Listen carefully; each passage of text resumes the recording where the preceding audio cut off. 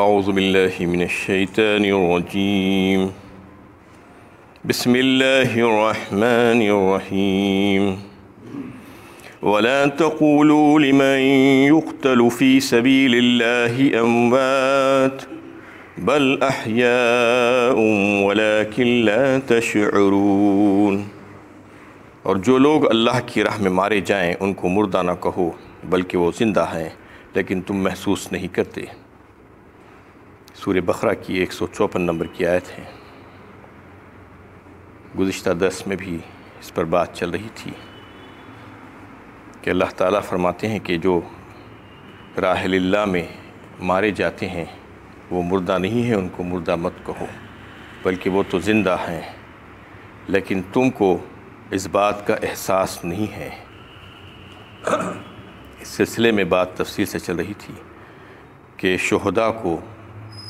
اللہ تعالیٰ نے کیا مرتبہ دے کر رکھا ہے، ان کی کیسی فضیلت ہے، اس کا اندازہ نہیں کیا جا سکتا۔ اور پھر انبیاء کرام اور شہداء کے جسموں کے تعلق سے تو روایتوں میں یہ بات آ چکی ہے کہ ان کے جسموں کو اللہ تعالیٰ محفوظ کر دیتے ہیں، اس کو مٹی نہیں کھاتی، مٹی خراب نہیں کر سکتی۔ اسی طریقے سے بعض صالحین کے لیے بھی اللہ تعالیٰ انہی کے درجات میں ان کو داخل فرما دیتے ہیں، اس وجہ سے کہ وہ مجاہد نفس کرتے ہوئے ان کی موت آتی ہے۔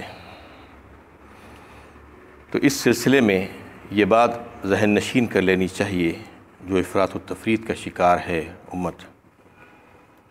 کہ اللہ تعالیٰ جس کے لیے چاہتے ہیں اس کے بدن کو محفوظ کر دیتے ہیں،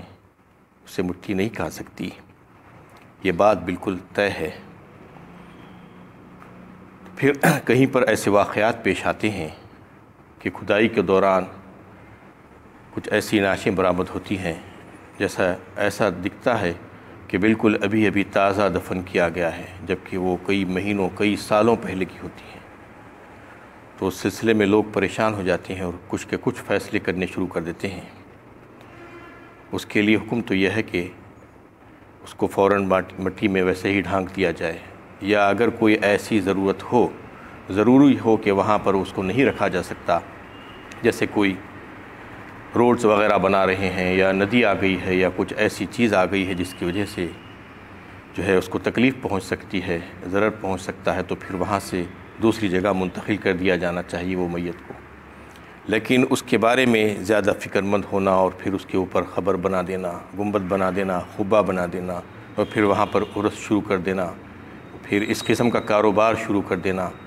یہ بالکل غلط بات ہے۔ اس قسم کے کام لوگ کرتے ہیں۔ جہاں کہیں پر ایسی کوئی نعش برآمد ہوتی ہے تو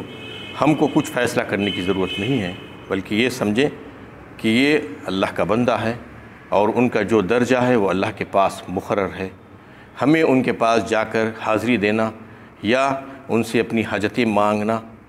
اس کے لیے جو ہے نہیں کہا گیا ہے، اس کے لیے ہمیں احتیاط کرنے کی ضرورت ہے، کیونکہ اگر کوئی ایسا کام کریں گے تو پھر سمجھ لینا چاہیے کہ وہ شرک ہے اور گمراہی ہے۔ یہ تو یہ بات ہو رہی، یہاں تک بھی یہ بات پہنچ چکی ہے کہ بعض لوگ اس بات کا بھی اظہار کرنا شروع کر دیے ہیں کہ ایک مرنے والے نے فلاں میری خواب میں آ کر یہ بات کہی ہے کہ مجھے اس خبر سے کسی دوسری خبر میں منتقل کر دیا جائے، بار بار مجھ سے اصرار کر رہا ہے، تو ہم ان کی خبر کھول رہے ہیں اور اس کے لیے ایسے ایسے تماشے اور شوبدے کرتے ہیں کہ پوری میڈیا کو بلا لیا جاتا ہے اور کیمرے لگا دیے جاتے ہیں اور اس قسم کی حرکتیں کر کے تشہیر کر کے لوگوں کے سامنے کچھ پیش کیا جاتا ہے، اور یہ کام کر کے، یہ اعلانات کر کے، یہ تشہیر کر کے وہ اپنے کاروبار کو چمکا رہے ہیں، لوگوں کو بیوقوف بناتے ہیں اس قسم کی حرکتیں کر کے، لوگوں کے جذبات سے کھیل کے، یہ بتا کر کہ دیکھو یہ اللہ کا ولی ہے۔ اللہ کا ولی ہو یا کچھ بھی ہو، ہم کو اس سے کچھ واسطہ نہیں ہے، ہم کو اپنے عمل کو دیکھنا ہے کہ ہمارا عمل اللہ کو راضی کرنے والا کون سا عمل ہے۔ وہاں سے نعش کس حالت میں برآمد ہو رہی ہے ہم کو وہ دیکھنا نہیں، اس کا احترام کر کے ہم کو وہیں پر ڈھانک دینا، یا اور کوئی دوسری جگہ اگر منتقل کرنا ہو تو منتقل کر دیں، لیکن اس پر تماشے کرنا اور اس کے ذریعے سے لوگوں کے کاروبار کو چمکانے میں مدد دینا اور پھر وہاں پر جا کر جو ہے حاضریاں لگانا، یہ سب چیزیں غلط ہے اور شرک میں آتے ہیں، اللہ تعالیٰ کے ساتھ جو ہے شرک ہے، اور اس قسم کے کام لوگ کر رہے ہیں آج اور لوگوں کو بیوقوف بنانے کی کوشش کر رہے ہیں۔ اس سے احتیاط کرنا چاہیے، ہم کو اپنا عمل اور عقیدہ درست رکھنا چاہیے، کیونکہ ہم کو اپنا جواب دینا ہے، اور اس طریقے سے یہ سمجھ لینا چاہیے کہ اللہ تعالیٰ کو راضی کرنے والے جو عمل ہے وہ عمل ہم کریں، نہ کہ ادھر ادھر کی چیزوں میں پڑھ کر اپنا وقت برباد کر دیں۔ جو مہلت عمر ہم کو ملی ہوئی ہے اس کا ہم استفادہ کریں، اور استفادہ کرتے ہوئے صحیح عمل کرنے کی کوشش کریں۔ اس سلسلے میں جو ہے جو قرآن دیگر آیتوں میں جو بات پیش کرتا ہے کہ وَلَا تَقُولُوا لِمَنْ يُقْتَلُ فِي سَبِيلِ اللَّهِ أَمْوَاتٌ، اس کو تقویت پہنچتی ہے ان آیتوں سے سورہ آل عمران 4 پارے میں، وَلَا تَحْسَبَنَّ الَّذِينَ قُتِلُوا فِي سَبِيلِ اللَّهِ أَمْوَاتًا بَلْ أَحْيَاءٌ عِنْدَ رَبِّهِمْ يُرْزَقُونَ فرمایا وہاں پر اللہ تعالیٰ نے۔ یہ بات جو ہے یہاں پر جو کہی گئی تھی کہ جو راہ اللہ میں مر جاتے ہیں، جو اللہ کی راہ میں شہید ہو جاتے ہیں، تو ان کو مردہ مت کہو، زندہ ہے کہا تھا۔ وہاں پر اور مزید اس کی وضاحت فرما دی گئی، نہ صرف وہ زندہ ہیں، ہرگز ان کو مردہ نہیں کہنا، اور جو ہے وہ رزق دیے جاتے ہیں، روزیاں دیے جاتی ہیں اپنے رب کے پاس۔ یہ بات بتا کر اللہ تعالیٰ یہ سمجھانا چاہ رہے ہیں کہ روزی کس کو دی جاتی ہے، کھانا کس کو دیا جاتا ہے، جو زندہ ہے اس کو دیا جاتا ہے، مردہ کھانا نہیں کھاتا۔ تو یہ بتانا مقصود ہے کہ دیکھو وہ بالکل زندہ ہیں، لیکن ان کا شعور نہیں ہے۔ تم ان کو زندہ ایسا نہیں سمجھنا کہ جیسا کہ دنیا کے زندہ ہے۔ دنیا کی زندگی الگ ہے، برزخی زندگی الگ ہے۔ برزخی زندگی کے جو درجات ہیں اس کا شعور تم کو نہیں ہے، لیکن وہ بہترین درجات ہیں ان کے لیے۔ تم اس میں حجت میں نہیں پڑنا کہ وہ ایسا زندہ ہے، ویسا زندہ ہے، کیسا زندہ ہے نہیں معلوم، لیکن اللہ تعالیٰ یہ بتا رہے ہیں کہ جیسے کہ دنیا میں لوگ کھانا کھا کر زندہ رہتے ہیں، ان کے لیے کھانا کھانا ضروری ہے، ویسے ہی ان کو بھی ہم روزیاں دیتے ہیں۔ اس کے تعلق سے روایتوں میں بہت سی باتیں آتی ہیں۔ بعض حضرات یہ کہتے ہیں کہ ان کی روحوں کو اللہ تعالیٰ خبروں میں واپس کر دیتے ہیں، اور پھر یہاں پر جنتوں کی نعمتوں سے وہ فیضیاب ہوتے ہیں۔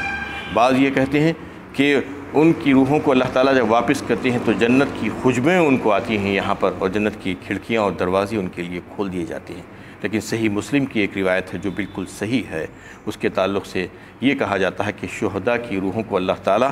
انہیں آسمان پر لے جا کر وہاں پر جو سبز پرندے ہیں ان کے سینوں میں رکھ دیتے ہیں، اور پھر وہ روحیں جنت میں پھرتی ہیں اور وہاں سے جو چاہے کھاتی پھرتی ہیں، اور جنت کی جو چیزیں ہیں، جو نعمتیں ہیں، اس سے متمتع ہوتی ہیں۔ یہ صحیح حدیث ہے،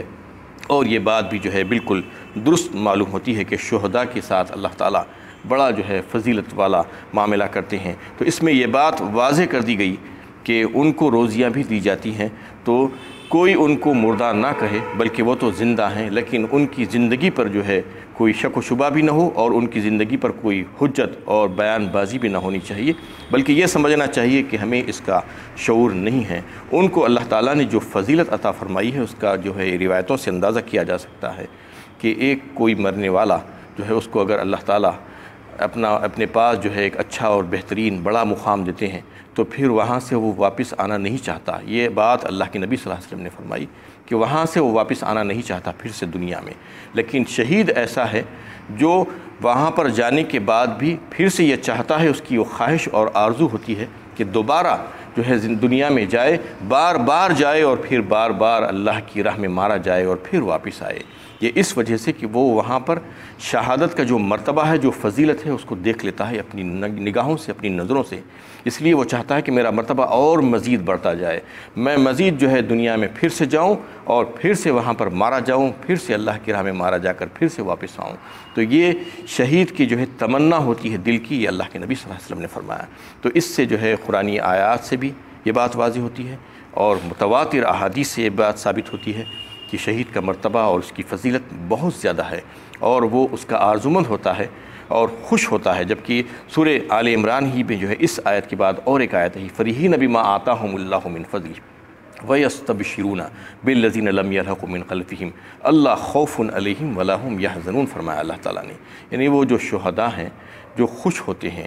اور پھر خوشیاں مناتے ہیں، فَرِحِینَ بِمَا آتَاهُمُ اللَّهُ مِنْ فَضْلِهِ، کس بات پر خوش ہوتے ہیں؟ جو اللہ تعالیٰ نے اپنے فضل و کرم سے ان کو دے کر رکھا ہے، اس بات پر خوش ہوتے ہیں، اور خوشیاں مناتے ہیں ان لوگوں کی بابت جو ابھی ان سے نہیں ملے ہیں۔ یعنی وہ جو دنیا میں جو لوگ جو مصروف جہاد ہیں، جو اللہ تعالیٰ کے بندے جو فرما برداری کرتے ہوئے ابھی زندگی گزار رہے ہیں، ان کے بارے میں یہ جو ہے چاہتے ہیں، یہ آرزومند ہوتے ہیں کہ وہ بھی اگر جو ہے جام شہادت پی لیں تو پھر یہاں پر آ کر ایسی ہی نعمتوں سے وہ فیضیاب ہو سکتے ہیں۔ یہ اس بات کی آرزومند ہوتے ہیں۔ فریحین بما آتاہم اللہ من فضلہ ویستبشرون بالذین لم یلحقوا بہم من خلفہم الا خوف علیہم ولا ہم یحزنون۔ پھر اللہ تعالیٰ نے فرما دیا کہ ان کے لیے جو ہے کوئی خوف اور غم کا مقام وہاں پر نہیں ہوگا، بلکہ ان تمام چیزوں سے وہ جو ہے پاک ہوں گے اور ان کو جو ہے ہر قسم کی نعمتوں سے وہاں پر نواز دیا جائے گا۔ تو اس میں جو ہے ان آیتوں میں اور احادیث سے یہ بات بالکل واضح ہو چکی ہے کہ شہداء کی فضیلت بہت زیادہ ہے۔ لیکن اب یہ چونکہ ماہ محرم جو ہے شروع ہو چکا ہے اور اس میں امت جو ہے بڑی غلطیوں کا شکار ہے، مغالطے کا شکار ہے، اور یہ جو ہے ہمارے شیعہ حضرات کا اثر بھی ہے، اور جو مخالفین اسلام ہیں، جو دشمنان اسلام ہیں، ان کی پھیلائی ہوئی جو سازشیں ہیں، اس کی وجہ سے بھی جو ہے یہ متاثر ہو گئے ہیں امت مسلمہ، اور ان کی چالوں میں آ گئے ہیں۔ آ کر جیسے ہی محرم کا مہینہ شروع ہوتا ہے یہ سمجھنے لگتے ہیں کہ یہ جو ہے بڑا غم کا مہینہ ہے، اور شہادت امام حسین رضی اللہ تعالیٰ عنہ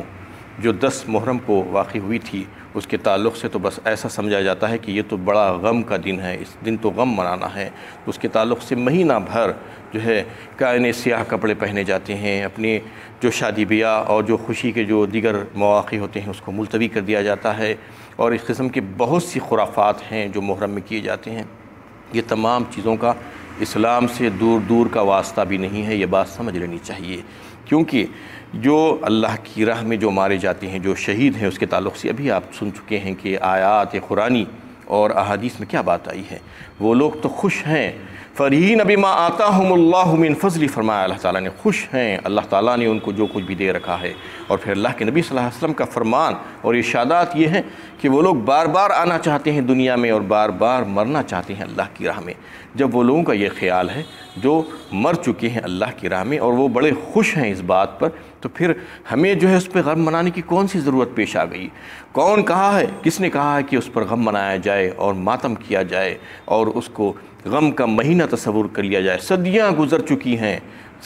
چکی ہیں، تقریباً اگر آپ دیکھیں تو 1360 سال گزر چکے ہیں یہ واقعہ کربلا ہو کے۔ اس کے باوجود بھی آج اس قسم کی حرکتیں اور خرافات یہ کس وجہ سے ہو رہی ہیں؟ اسلام میں تو یہ ایسی باتیں کچھ بھی نہیں ہیں، شریعت نے تو اس کے لیے کچھ بھی حکم نہیں دیا ہے، اور یہ واقعہ تو جو ہے اللہ کے نبی صلی اللہ علیہ وسلم کی وفات کی بہت بعد کا ہے، تقریباً 62 ہجری کا واقعہ ہے یہ کا واقعہ کربلا جو ہوا تھا۔ تو اس میں جو لوگ جو غلو کا شکار ہیں، مغالطے کا شکار ہیں، ان کو سمجھ لینا چاہیے کہ یہ شیطانی چال ہے۔ شیطان اس قسم سے بہلاتا ہے اور دل میں یہ بات ڈال دیتا ہے کہ یہ نواسے رسول ہے، نواسے رسول کی محبت اور عقیدت میں تم کو یہ کرنا ضروری ہے، تم یہ اگر نہیں کرو گے تو تمہارے ایمان کی تکمیل نہیں ہوگی۔ یہ بالکل باطل اور غلط عقیدہ ہے، چاہے نواسے رسول ہو چاہے کوئی ہو۔ اگر آپ جو ہے دیکھیں کہ اسلام مرنے والوں پر جو ہے جو سوگ منانے کا جو حکم دیتا ہے وہ کتنا دیتا ہے، یہ جو ہے واضح بات ہے کہ کسی بھی مرنے والوں پر سوگ منانے کے لیے 3 دن سے زیادہ کا حکم نہیں ہے۔ 3 دن آپ سوگ منا سکتے ہیں، چاہے وہ اپنے ماں باپ ہی کیوں نہ ہو۔ صرف بیوی کے لیے اس کی عدت اللہ تعالیٰ نے اس کی مدت 4 مہینے 10 دن رکھی ہے سوگ منانے کے لیے۔ شوہر مر جائے کسی کا تو اس کی بیوی 4 مہینے 10 دن تک اپنے آپ کو روک کے رکھنا ہے۔ اس کے علاوہ کسی کے لیے جائز نہیں کہ 3 دن سے زیادہ سوگ مناتا پھریں، روتا چلاتا پھریں۔ تو پھر یہ سالوں صدیوں سے جو ہے جو غم منایا جا رہا ہے، کس کے حکم سے منایا جا رہا ہے؟ اور یہ سمجھ رہے ہیں کہ بڑے اچھے کام کر رہے ہیں ہم، اور شیطان ان کو بہکا دیا ہے اور پھسلا دیا ہے، اور یہ کہہ کر کہ یہ جو ہے نواسے رسول سے محبت اور اہل بیت سے محبت کا اظہار اسی طریقے سے ہو سکتا ہے۔ جبکہ آپ جو ہے اسلامی تاریخ پر اگر نظر ڈال کر دیکھیں تو آپ کو پتہ چلے گا کہ کیسی کیسی شہادتیں ہوئی ہیں، کیسی کیسی قربانیاں پیش کی گئی ہیں۔ خلفائے راشدین اس میں سے جو ہے 4 میں سے 3 کی شہادت ہوئی ہے، سوائے حضرت ابوبکر صدیق رضی اللہ تعالیٰ عنہ کے 3 خلفائے راشدین کی شہادت ہوئی ہے، اور اس میں سے 2 تو آپ صلی اللہ علیہ وسلم کے داماد تھے، حضرت عثمان غنی رضی اللہ تعالیٰ عنہ، حضرت علی کرم اللہ وجہہ، ان حضرات کی شہادت ہوئی۔ اور پھر کتنی جنگیں ہوئی ہیں، غزوہ احد میں، غزوہ بدر میں مارے گئے۔ حضور صلی اللہ علیہ وسلم کے جو ہے کیسے چچا تھے حضرت امیر حمزہ، ان کو مارا گیا، ان کو شہید کر دیا گیا۔ اور پھر کتنی جنگیں، اسلامی جنگیں ہوئی ہیں، یعنی آپ صلی اللہ علیہ وسلم کی زندگی کے بعد بھی جو ہے صحابہ کرام جس میں شریک ہوئے تھے، جنگ جمل ہوئی ہے، اور دوسری جنگ صفین ہوئی ہے، اس میں ہزاروں صحابہ شہید ہوئے ہیں، ہزاروں صحابہ۔ بعض روایت کے مطابق ایک جنگ میں 40,000 اور ایک میں 70,000 صحابہ شہید ہوئے، سب کے سب حق پر تھے۔ تو اس طریقے سے اگر آپ شروع سے تاریخ دیکھتے جائیں تو ابھی تک لاکھوں لوگ اللہ کی راہ میں مارے گئے ہیں، شہید ہوئے ہیں۔ اگر آپ ان کا جو ہے ان کی برسی منانا شروع کر دیں گے، ان کی یاد منانا شروع کر دیں گے، تو پھر ایک دن میں ہزاروں لوگوں کی یاد منانا پڑے گا۔ اسلام ایسا مذہب نہیں ہے، ایسی فضولیات کی جو ہے کبھی بھی اسلام میں جو ہے کبھی بھی جو ہے ترغیب نہیں دی گئی ہے، اور نہ اس کی اجازت دی گئی ہے کہ پیدائش کا دن یا مرنے کا دن برسی منایا جائے، پیدائش کا دن منایا جائے، برتھ ڈیز منایا جائے۔ اس کی کوئی ضرورت نہیں ہے اور اس کی کوئی اہمیت نہیں ہے اسلام میں، اس لیے اس سے منع کیا گیا ہے۔ مسلمانوں کو چاہیے، امت مسلمہ کو چاہیے کہ صحیح علم حاصل کرے، قرآن اور سنت کا علم حاصل کر کے اس پر عمل کرنے کی کوشش کریں، اور یہ سمجھنے کی کوشش کریں کہ ماہ محرم یہ اسلامی کیلنڈر کے حساب سے سب سے پہلا مہینہ ہے، اور پھر اس میں ایک تاریخ 10ویں محرم جسے عاشورہ کہا جاتا ہے، یہ پہلے سے صدیوں سے چلی آ رہی ہے۔ اس میں کئی ایک واقعات، بے شمار واقعات ایسے پیش آئے ہیں جو بڑی فضیلت والے ہیں، اس وجہ سے جو ہے اس کی اہمیت بڑی ہے عاشورہ کی۔ اور محرم جو ہے پہلا مہینہ ہے، پہلے مہینے کو خوشیوں سے شروع کرنا چاہیے اور اچھی طریقے سے پلاننگ کرنا چاہیے کہ اس سال ہم کو کیا کرنا ہے، پچھلے سال ہم نے کیا نہیں کیا تھا، اور اس پہ جو ہے ہم تلافی کریں گے اس سال، یہ سوچ کر اچھے علم کے ساتھ، صحیح علم کے ساتھ، صحیح عقیدے کے ساتھ عمل کرنا ہوگا۔ عقیدہ اگر صحیح نہیں ہوگا تو کتنا بھی عمل کر لو بیکار ہو جائے گا، بالکل وہ جو ہے اس طریقے سے اس آیت کا مصداق ہو جائیں گے جیسے کہ سورہ کہف میں اللہ تعالیٰ نے فرمایا قُلْ هَلْ نُنَبِّئُكُمْ بِالْأَخْسَرِينَ أَعْمَالًا الَّذِينَ ضَلَّ سَعْيُهُمْ فِي الْحَيَاةِ الدُّنْيَا وَهُمْ يَحْسَبُونَ أَنَّهُمْ يُحْسِنُونَ صُنْعًا، فرمایا کیا میں تمہیں بتا دوں، آؤ، کہ جو ہے کس کے اعمال خسارے میں پڑ گئے، بیکار ہو گئے، رائیگاں چلے گئے، وہ لوگ جو اپنی زندگی بھر یہ سمجھتے رہے کہ ہم بہت اچھے عمل کر رہے ہیں۔ الذین ضل سعیہم فی الحیاۃ الدنیا وہم یحسبون انہم یحسنون صنعا، لیکن ان کے عمل بیکار ہو گئے کیونکہ وہ صحیح اور درست طور پر نہیں کرتے تھے، وہ صحیح علم حاصل کر کے عمل نہیں کرتے تھے۔ تو کہا گیا ہے کہ علم حاصل کرو، اس کے بعد صحیح عمل کرو، اپنا عقیدہ درست کرو تو وہ عمل کام میں آئے گا۔ وآخر دعوانا الحمد للہ رب العالمین۔